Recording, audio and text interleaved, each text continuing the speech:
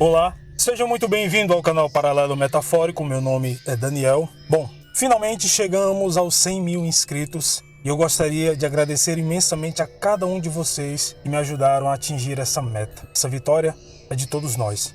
Confesso que demorou um pouco mais do que eu imaginava, mas eu entendo que os temas dos meus vídeos são um pouco fortes para o que a plataforma propõe. Mas seguimos na luta. Bom, o próximo vídeo do canal será o tão esperado vídeo onde eu mostrarei o meu rosto. E para ajudar a contar essa história, eu convidei alguns canais parceiros, os criadores do terror. O tema será um dos assuntos mais pedidos do canal nos últimos tempos: o assassino do Zodíaco. Eu creio que até o dia 30 de dezembro o vídeo estará no ar e espero contar, como sempre, com o carinho e a atenção de todos vocês. Não esqueça de seguir o canal em todas as nossas redes sociais, onde os links estão aqui na descrição, principalmente no Instagram, onde tem se mostrado uma plataforma bem bacana para troca de conhecimentos e conversa com os inscritos. Na descrição você também tem um link de todos os criadores do terror que irão participar do especial, bem como a nossa campanha do Apoia-se e o Seja Membro. Bom, sem mais delongas, vamos ao vídeo de hoje.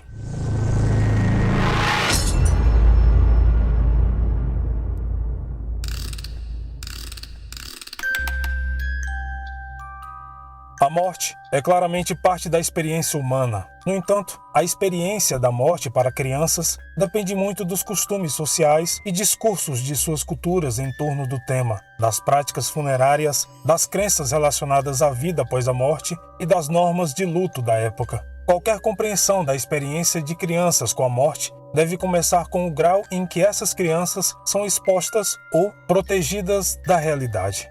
Em muitas sociedades tradicionais, as crianças eram expostas à morte regularmente, pois as taxas de mortalidade eram frequentemente muito altas. Durante os séculos 17 e 18, um terço ou mais dos nascidos morriam antes dos 2 anos de idade. Nesse contexto de taxas de mortalidade infantil tão altas, poucas pessoas atingiriam a idade adulta sem vivenciar a morte de algum parente ou irmão. Na era vitoriana, cerca de 10% das mulheres também morriam durante o parto, e uma boa parte dessas crianças sentiam a dor de perder suas mães muito cedo. Naquele tempo, principalmente as crianças da zona rural eram frequentemente expostas a mortes de animais, isso sem falar nas guerras, ou seja, tudo contribuía para a consciência da morte em tenra idade.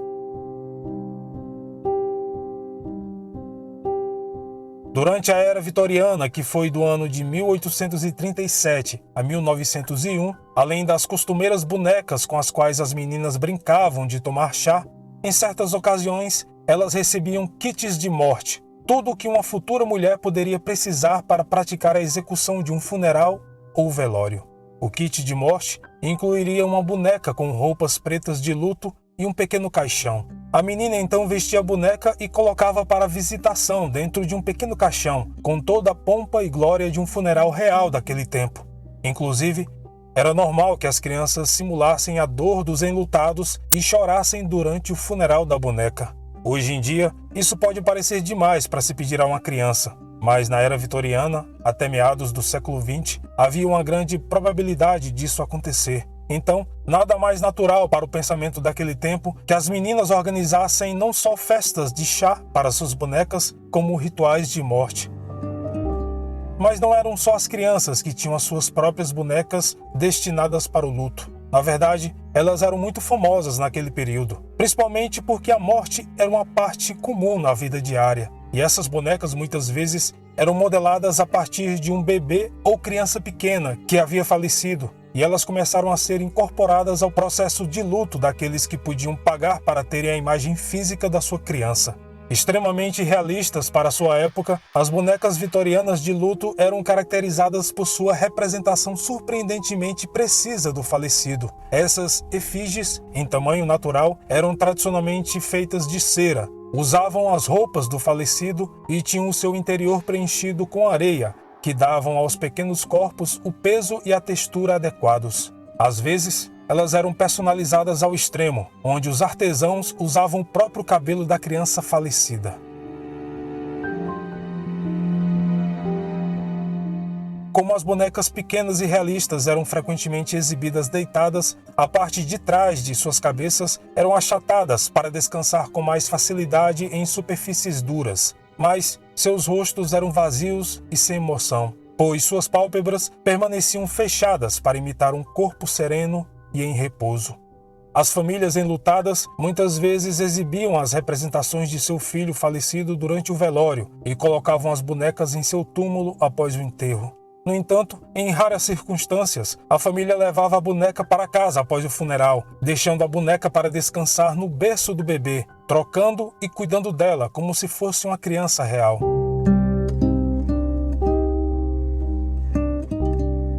Assim como em outras culturas, o período vitoriano foi marcado por suas próprias ideias e costumes. E embora a morte tenha sido considerada uma punição pelo pecado em períodos mais rígidos, a era vitoriana via a morte como uma mudança nas atitudes e uma abertura das visões religiosas, morais e sociais.